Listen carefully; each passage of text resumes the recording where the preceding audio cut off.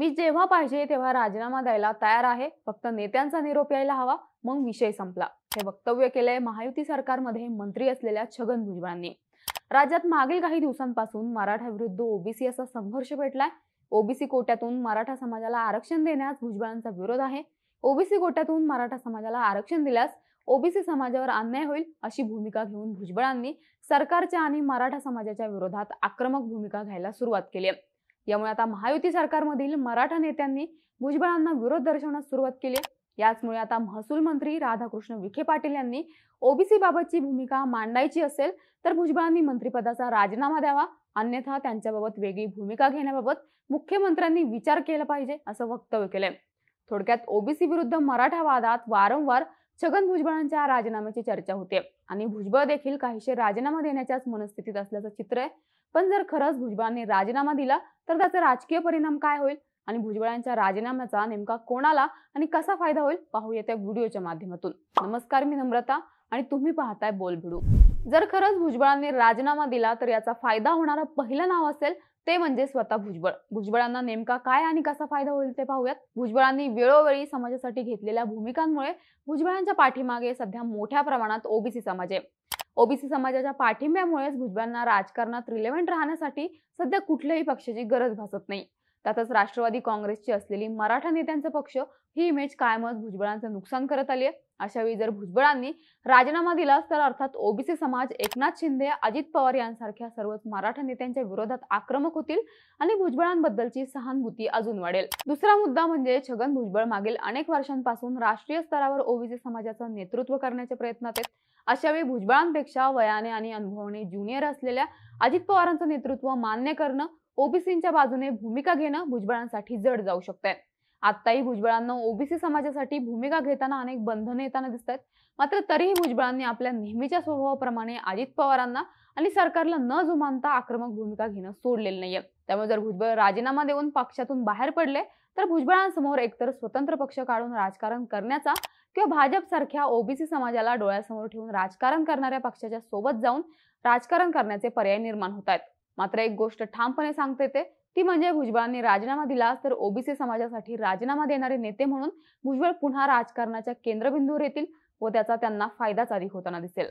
भुजबळांच्या राजीनाम्याचा फायदा होऊ शकेल असं दुसरं नाव म्हणजे देवेंद्र फडणवीस. आंतरवली सराटी येथे मराठा आंदोलकांवर झालेल्या लाठी हल्ल्याचे आदेश देवेंद्र फडणवीसांनीच दिल्याचे आरोप विरोधकांनी सुरुवातीपासूनच लावून धरलाय. त्यामुळे तेव्हापासूनच मराठा समाज हा फडणवीसांच्या पूर्णपणे विरोधात गेलाय.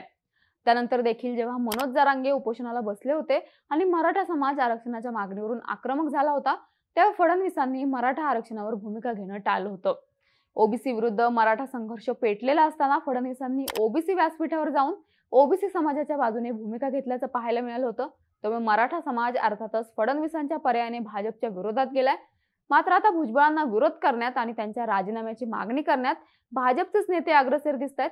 त्यामुळे जर भुजबळांनी राजीनामा दिला तर कुठेतरी भाजप नेत्यांच्या विरोधामुळेच भुजबळांनी राजीनामा दिला हा मेसेज जाऊन फडणवीसांना आपली मराठा विरोधी ही इमेज बदलण्याची संधी मिळू शकते आणि ओबीसी वोट बँक पुन्हा एकदा भाजपकडे वळवून घेता येईल. फडणवीसांना होणारा अजून एक फायदा म्हणजे हायकमांड समोर शिंदेचं महत्व कमी करण्यासाठी मदत होईल. भुजबळांच्या रूपाने मोठ्या प्रमाणात ओबीसी वोट बँक महायुती सरकारसोबत उभी राहणार आहे. त्यामुळे भुजबळांना नाराज करणं म्हणजे ओबीसी वोट बँकेला नाराज करणं. निवडणुका तोंडावर आलेल्या असताना भुजबळांनी जर राजीनामा दिला तर अर्थात ओबीसी समाज मराठा नेते असलेले एकनाथ शिंदे आणि अजित पवारांच्या पर्यायाने महायुती सरकारच्या विरोधात जाईल, ज्यामुळे भाजपचं मोठं नुकसान होईल. अशावेळी फडणवीस हायकमांड समोर एकनाथ शिंदेंना मुख्यमंत्री म्हणून भुजबळांसारख्या महत्वाच्या आणि ओबीसी नेत्यांना सोबत घेऊन काम करता येत नाहीये असं परसेप्शन सेट करताना दिसतील, ज्यामुळे शिंदेंना मुख्यमंत्रीपदापासून दूर करून फडणवीसांचे मुख्यमंत्री बनण्याचे चान्सेस वाढू शकतील. अर्थात भुजबळांच्या राजीनाम्याचा कसा फायदा करून घ्यायचा याची जाणीव फडणवीसांना असल्यानेच ते फायद्यात राहतील. भुजबळांच्या राजीनाम्याने फायदा होणारं तिसरं नाव म्हणजे अजित पवार. राज्यात मराठा आरक्षणाचा प्रश्न पेटलेला असताना मुख्यमंत्री एकनाथ शिंदेंनी मराठा समाजावर लक्ष केंद्रित केलं होतं तर फडणवीसांनी ओबीसी समाजाची नाराजी दूर करण्यावर लक्ष दिलं होतं. मात्र यामध्ये अजित पवार कुठेच दिसले नाहीत. अजित पवार ना मनोज जरांगेंचं उपोषण सोडवताना हजर राहिले ना कधी कुठल्या बैठकीत दिसले. त्यानंतर तर डेंग्यूचं कारण पुढे करत अजित पवार या चर्चेमधूनच गायब झाले होते. त्यामुळे मराठा आरक्षणाचा प्रश्न पेटलेला असताना मराठा समाजाचा सर्वात जास्त रोष हा अजित पवारांवर होता. तसं अजून एक कारण म्हणजे अजित पवारांच्याच पक्षातील छगन भुजबळांची भडकाऊ वक्तव्य.